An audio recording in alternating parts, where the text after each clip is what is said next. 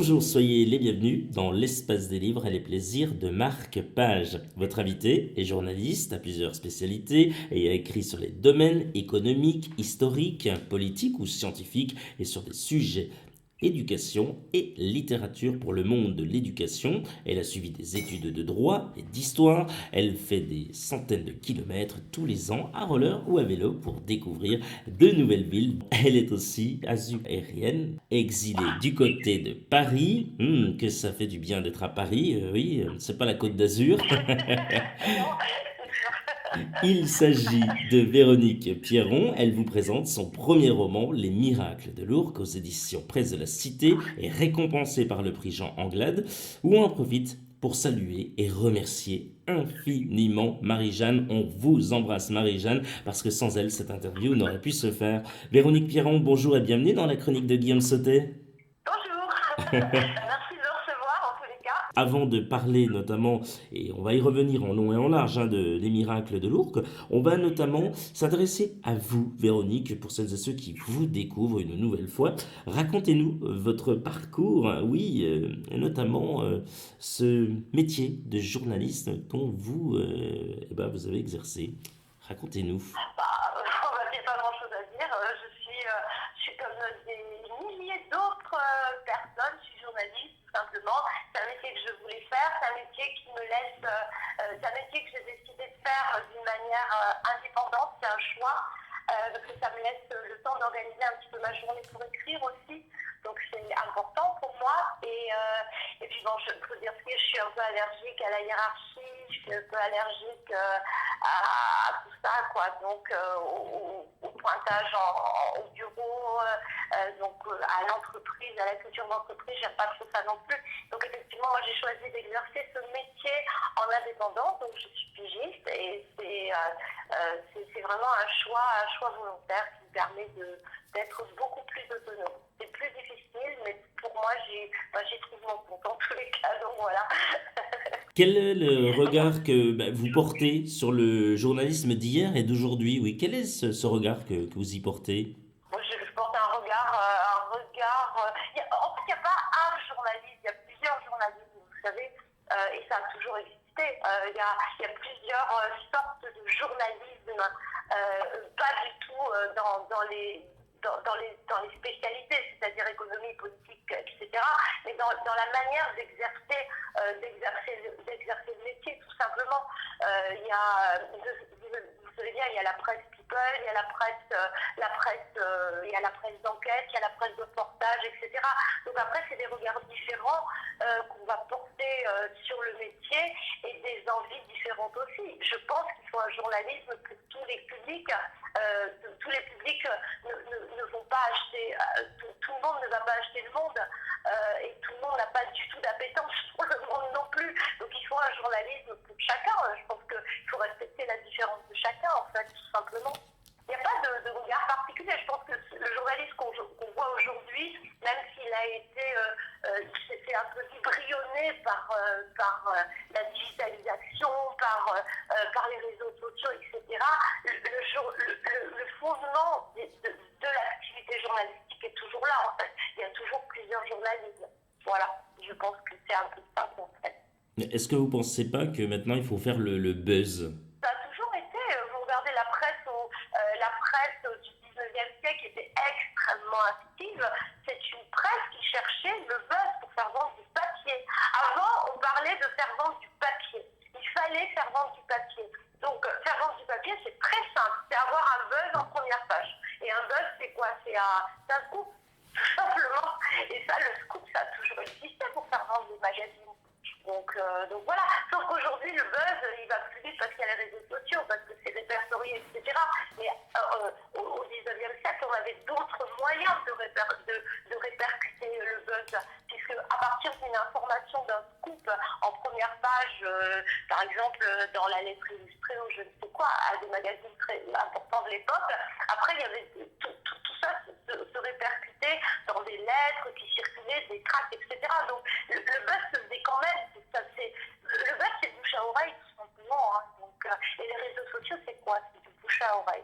C'est du bouche à oreille digitalisé. Voilà. Véronique Pierron, expliquez-nous comment vous est venue cette passion pour l'écriture. Donc là, on en parlé avec la presse notamment, mais pour l'écriture notamment de ce premier roman. Oui. Comment c'est venu? Comment vous êtes dit, allez tiens, j'ai envie d'écrire, de coucher ça sur le papier et que je sois lu. Comment c'est arrivé cette Ah passion? bah ça, bon, l'écriture c'est tout depuis toujours. Hein.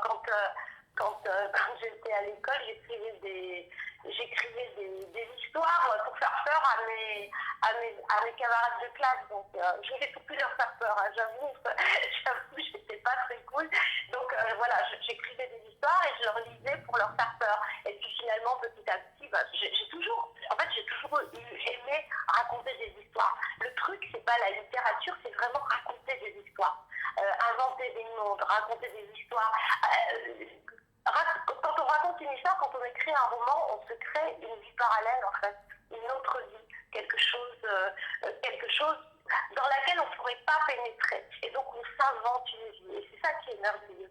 Donc voilà, et l'histoire de ce roman, c'est l'envie de raconter une histoire. En fait, ce roman, l'idée est partie de choses très pratiques et très quotidiennes. J'allais très souvent sur le canal de l'Ourcq me promener, faire du roller, m'entraîner, notamment à cette époque-là, parce que je faisais de la compétition roller, donc j'allais vraiment très souvent m'entraîner, et il se trouve que sur le canal de l'Ourcq, il y avait ces bidonvilles, ces favelas, quoi, des maisons de carton, de papier, de plastique et de tôle, et je passais, puis au départ, avec les habitants, on se regardait un peu comme ça. Petit à petit, on a commencé à se faire des sourires, et après, on a commencé à se dire un peu timidement bonjour. Et un jour, on s'est dit bonjour, et on a commencé un petit peu à parler. Comment ça va? Il fait bon, pas trop dur. Pas de grands discours, mais des petits mots comme ça. Et l'histoire du roman est née justement de ces promenades sur le canal de l'Ourcq. Et voilà, donc j'ai commencé à imaginer une histoire autour de ça. Quelles sont vos passions? Oui, et qu'est-ce que vous aimez faire, notamment quand vous n'écrivez pas?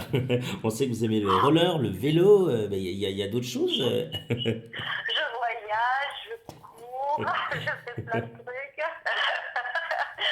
Oui, je voyage, j'adore voyager. J'ai un peu les pieds ailés, quoi. J'adore ça. Je voyage en vélo, en roller, avec mon perroquet sur l'épaule. J'ai fait le Tour de France, j'ai fait une grande partie de l'Europe de cette manière aussi. Et j'adore ça. J'adore aller en fait à la rencontre des gens, regarder. J'ai mes périodes de misanthropie aussi, j'avoue, où je m'enferme un petit peu dans mon petit monde. Et là, c'est un peu peut-être pour me protéger. Mais j'aime surtout aller un peu découvrir le monde. Ça me plaît. J'aime la famille. Bref, je suis quelqu'un d'ordinaire, quoi, en fait. Donc, C'est incroyable ça, non, non, c'est pas ordinaire, c'est exceptionnel. Vous aimez la vie, vous aimez bouger. Ce ah bah perroquet, oui, ah bah oui, il ah s'appelle bah comment oui. ce perroquet? Il s'appelle Messi. Et là, il est en train de me regarder. C'est mon petit Messi. Méfiez-vous, il va C'est parler, bon. hein. Ah bah lui, c'est mon corps. Ah oui. C'est pour ça que je ne m'adresse pas à lui parce qu'il va s'engager dans notre conversation. En général, il a un gros don pour ça. Ah bon? Quand je parle au téléphone, ah oui, il parle avec moi. Mais là, je lui ai dit que j'étais en interview. Vous savez, je suis journaliste. Donc je le préviens, quand je lui dis que je suis en interview, il se tait. Ah bon? Voilà. Ouais, Excellent. À et là, interview? À interview? je lui ai dit que j'étais ah oui, c'est sérieux. Et là, je lui ai dit avant de vous avoir, donc je lui ai dit attention, j'ai une interview, tu vas être sage. Et vous constatez qu'il est vraiment très sage. Ah oui, on ne On l'entend ne pas. l'entend pas, Ah hein, non, on ne l'entend pas. c'est bien, tu es sage comme une image, ne bouge pas. Eh bien, ça tombe bien si on s'invite chez vous et on est avec vous. C'est Ah génial. oui, là, vous êtes Ah là, vraiment chez moi, vraiment avec chez moi. vous et on y est bien. On se dirige tout droit Je vers peux vous votre... dire que je vous décris, je suis en buzz du parc des Buttes-Chaumont à Paris, c'est gris, mais c'est doux, ça va. Vous voulez voir ma bibliothèque? Oui, j'aimerais bien qu'on puisse y aller, qu'on puisse la découvrir et qu'on puisse se retrouver face à elle. Qu'est-ce qu'on va y voir? Alors, vous allez y voir des livres un peu, des auteurs, des livres plutôt, pas trop des auteurs, mais des livres qui sont un peu fondateurs, comme Les Justes de Camus. Alors, c'est pas tout Camus, hein, c'est pas tout un auteur en général. général. C'est les Justes de Camus, c'est le traité, étrangement, c'est aussi le traité du désespoir de Kierkegaard, qui n'est pas aussi désespéré que ça d'ailleurs. C'est la condition humaine de Malraux. J'adore ce livre, j'aime pas tout Malraux, les autres je les aime moyennement. Par contre, la condition humaine, pour moi, c'est un livre fondateur. Qu'est-ce que je peux vous dire encore? J'adore la science-fiction, j'adore la fantaisie, j'adore Mauriac. Alors Mauriac, ce qui me plaît chez Mauriac, c'est cette espèce de tissage, comme si on avait une toile d'araignée et il retisse par-dessus. Mauriac, j'aime pas du tout Thérèse d'Esquerou, par contre, j'adore Une vipère. Je trouve que c'est incroyablement bon. J'adore Mondiano aussi. Alors certains, Mondiano, toujours pareil, parce que Mondiano, je trouve que c'est vraiment, Mitterrand avait raison, c'est l'écrivain de la mémoire. Je crois que pas un autre écrivain a su capter la mémoire comme lui. La mémoire, c'est fragile. La mémoire, c'est pas comme dans les récits, on raconte ce qui s'est passé 20 ans avant dans les détails. C'est pas ça la mémoire. C'est exactement comme le décrit Mondiano. C'est des petites touches comme ça, comme de la lumière qui s'illumine soudain sur un événement. Mais après, on voit plus ce qu'il y a autour. Voilà, c'est un peu ça. Donc, je veux dire d'autres. J'adore. Alors, un aussi de mes fondateurs, tout ce qui est réalisme magique, c'est l'extraordinaire Cent ans de solitude de Gabriel Garcia Marquez. C'est extraordinaire. J'adore Georges Amadou aussi. Au niveau de la science-fiction, Robert Charles-Wilson et ses spins, Axis et Vortex, c'est extraordinaire. J'aime beaucoup, j'aime des univers vraiment très très différents en fait. Et c'est ça qui me plaît. C'est comme un petit peu tout ce que je fais dans la vie, j'ai horreur des spécialités. J'aime quand mon horizon s'élargit en fait. Donc voilà. Souvent, j'ai peur de m'ennuyer. Donc voilà, j'essaie de toujours regarder un peu large, quoi, en fait. Donc voilà. Véronique Piron, intéressons-nous cette fois-ci à votre premier roman qui s'intitule Les Miracles de Lourdes, aux éditions Presse de la Cité, et qui, l'on rappelle bien sûr, a obtenu le prix Jean Anglade. Vous en avez parlé tout au début de cet entretien, mais pour celles et ceux-là qui viennent tout juste d'arriver, qui nous rejoignent, comment vous est venue l'idée d'écrire cet ouvrage? Expliquez-nous. J'allais très souvent me balader pour m'entraîner au bord du canal de l'Ourcq. Et j'ai rencontré, et sur ce canal, à cette époque-là, il y avait beaucoup de bidonvilles, de favelas, de maisons, de villages. C'était vraiment des villages qui s'étaient créés, qui étaient construits de cartons, de planches, de bouts de tôle, de bouts de plastique, enrobés dans du plastique pour l'humidité. En fait, c'était vraiment des cabanes de briques et de broc. Et moi, je passais. Et au départ, on se regardait un peu en chien de faïence, un peu timidement. Ils me voyaient passer souvent. Ensuite, on a commencé à se dire un peu timidement bonjour. Et puis, au bout d'un moment, je me suis un peu arrêtée. J'hésitais un petit peu, mais ça n'a jamais été des grandes conversations. Ça a été bonjour, ça va, c'est pas trop dur, tout va bien. Voilà, quoi, c'est tout. Et il y a des choses dans le roman et à partir de là, effectivement, j'ai commencé à, moi, imaginer une histoire. J'ai commencé à tisser mon histoire à partir de là, à m'imaginer 3 villages comme ça, qui étaient distribués autour du canal de l'Ourcq. Donc un village de voyageurs, un autre d'Europe et un autre qui est peuplé par des sans domicile fixe qui ont fui la capitale parce que c'est très très compliqué de vivre dans les rues en général et surtout dans les rues de Paris. Donc voilà, ça me vient de comme ça. Et d'ailleurs, il y a des choses dans le roman qui viennent de ces rencontres. Par exemple, un jour, je passais et toutes les cabanes il y avait des fleurs de partout. En fait, ils avaient utilisé leur argent pour aller acheter des pots de fleurs. Pas de la nourriture, mais des pots de fleurs pour mettre ils m'ont dit, on va mettre de la joie. Et ben, j'ai trouvé ça génial, quoi. En fait, c'est un peu, c'est ça aussi la vie, c'est que malgré les conditions de vie, malgré la misère, je crois que la vie elle est toujours plus forte. Il n'y a pas, on essaie toujours de trouver une joie dans le quotidien, de la joie de la proximité des gens qu'on aime, ou des choses qu'on va prendre pour un petit peu égayer la vie, en fait, tout simplement. Donc voilà, c'est un petit peu ça que j'ai modestement essayé de retranscrire dans cette histoire. Véronique Pierron, un mot sur votre récompense et notamment ce prix Jean Anglade que vous avez obtenu dernièrement pour les miracles de Lourdes, qu'on le rappelle. Un mot là-dessus, c'est une fierté, je suppose.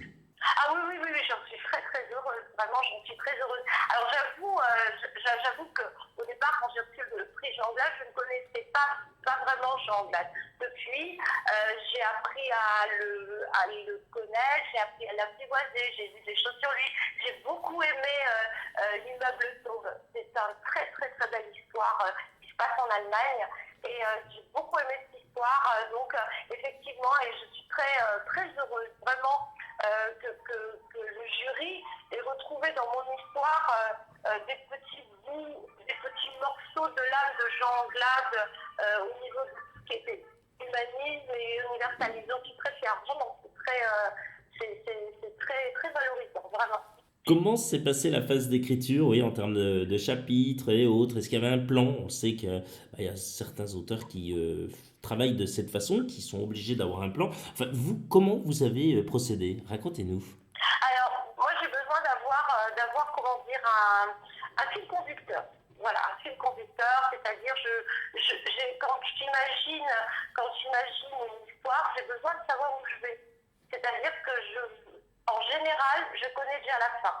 Et c'est tout ce qui est, et j'imagine après tout ce qui va m'emmener vers la fin. Donc, voilà. Donc j'ai le début, j'ai la fin et j'ai un fil conducteur. Par contre, j'ai pas un plan préétabli parce que j'ai besoin d'avoir une spontanéité. Et, quand j'écris tous les jours, je me mets face à une situation nouvelle en fait. Comme dans la vie, hein. Dans la vie, vous descendez là dans la rue, vous faites une rencontre, c'est une situation nouvelle et cette rencontre, on ne sait pas du tout où elle va vous amener. Elle va peut-être vous amener à l'autre bout du monde et c'est ça qui est génial justement, de descendre dans la rue. Et c'est un petit peu ça l'écriture, c'est vraiment descendre dans la rue et d'être confronté, de se confronter soi-même à une situation nouvelle. Voilà. C'est un petit peu de cette manière dont j'écris, mais j'ai besoin de connaître, d'imaginer la fin tout de suite. Le début, la fin, j'ai besoin, et si mon début et ma fin sont bien, j'avance en m'amusant vraiment et en y prenant un plaisir absolu, quoi. C'est ça l'écriture, c'est vraiment un plaisir absolu, je pense. Enfin, pour moi en tous les cas. Donc, j'ai pas de souffrance quand j'écris. Je pas du tout, j'ai pas de souffrance. Non, je pense pas. La souffrance, elle est dans la vie, dans des moments de la vie, mais pas au moment de l'écriture. Véronique Pierron, oui, vous avez écrit un conte psychologique des temps modernes. On pourrait se mêler noirceur et misère, mais ce livre va au-delà de la misère et sa lecture nous rend heureux et optimistes sur les tournants de la vie.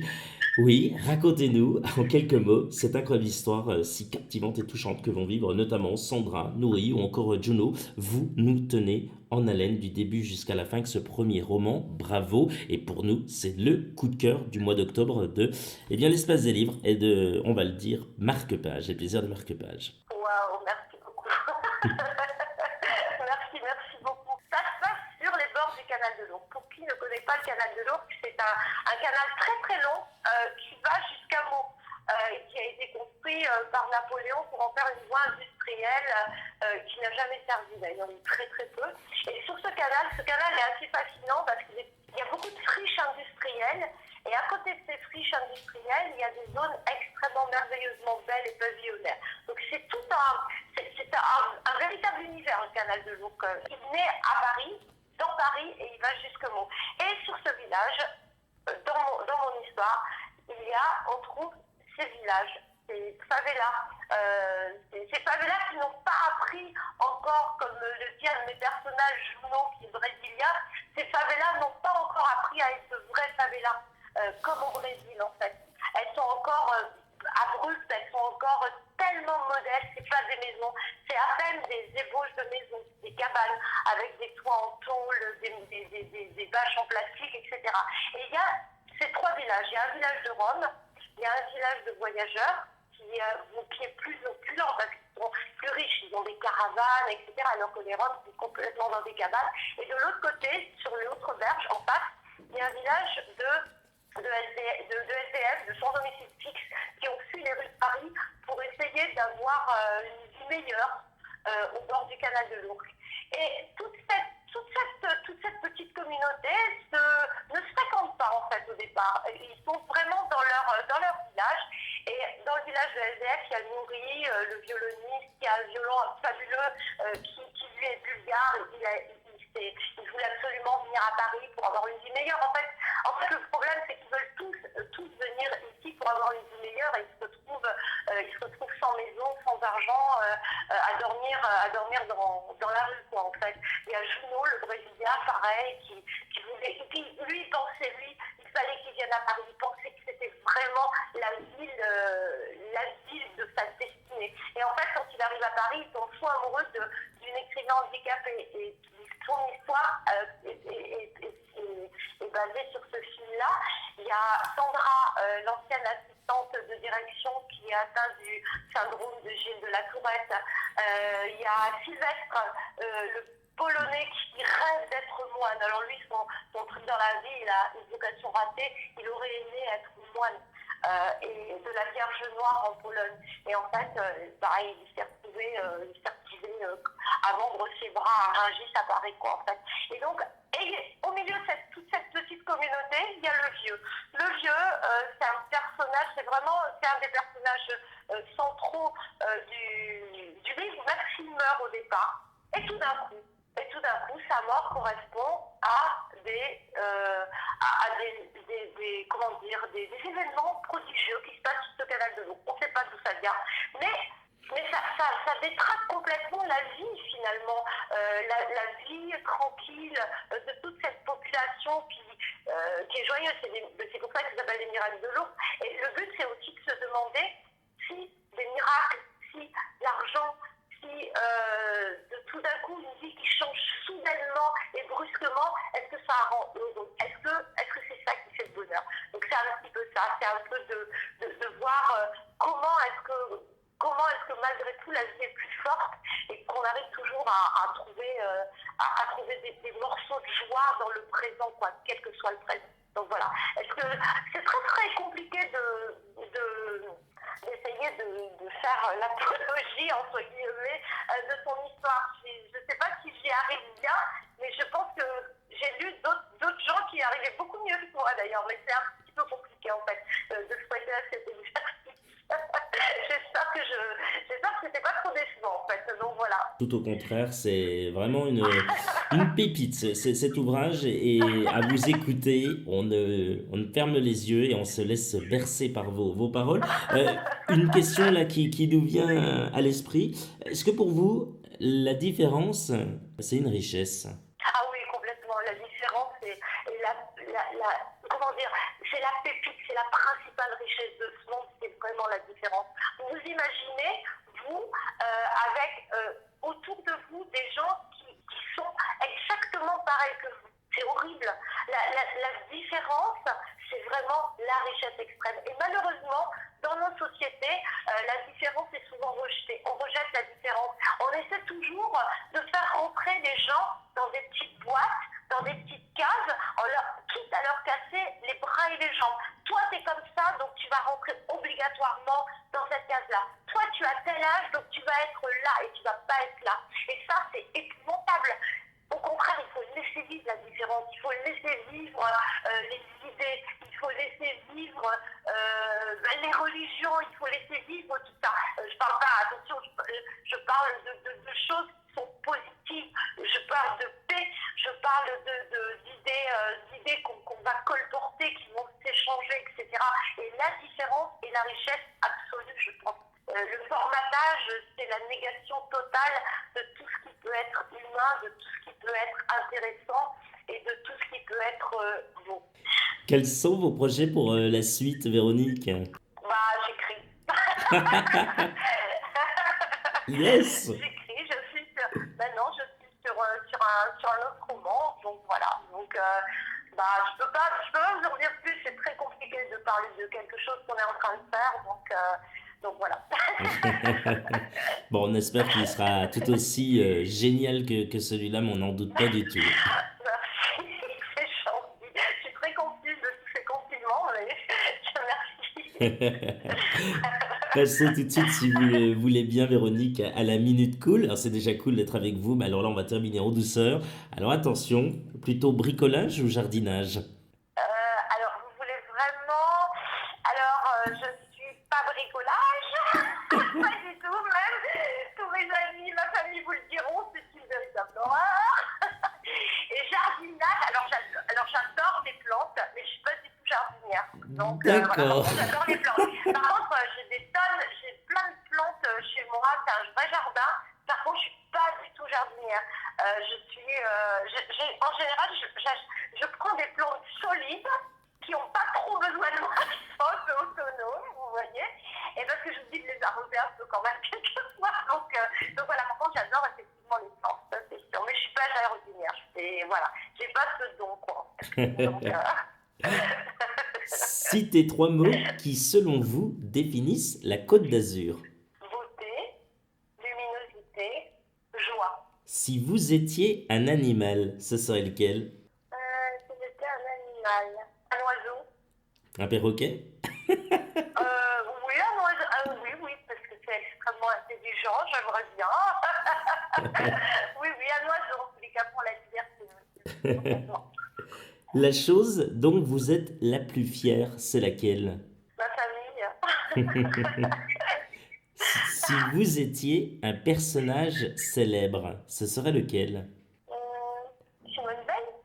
Enfin, Ouais. Véronique, si vous aviez un rêve, ce serait? Un rêve. J'en ai plein des rêves. Rigoler, j'en ai pas qu'un, moi. Mais bon, un rêve, ce serait de voyager dans l'espace et dans le temps. J'adorerais ça. Ce serait ça, oui. J'adorerais voyager dans l'espace et dans le temps. Et comme le temps et l'espace, finalement, c'est un peu la même chose, ben, je voyagerais dans les deux.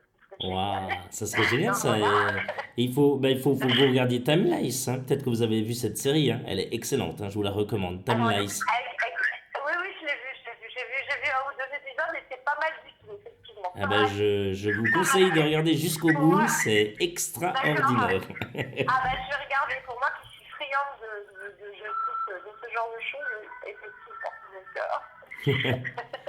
Alors pour terminer, nous, on aimerait bien entendre notre petit perroquet là. Il a quelque chose à nous dire? Je sais pas s'il va vous dire. Attendez, on va essayer. Bon, Loulou, tu dis bonjour, chouchou? Est-ce que tu vas dire bonjour? Chouchou, mon bébé, tu dis bonjour, mon petit loulou? Allez, dis bonjour. Tu fais un bonjour, chouchou? Tu fais un bonjour, mon bébé? Allez, fais bonjour. Quand il a décidé qu'il ne voulait pas, il veut pas. Hein. Chouchou, allez, mon bébé, chouchou, tu fais bonjour?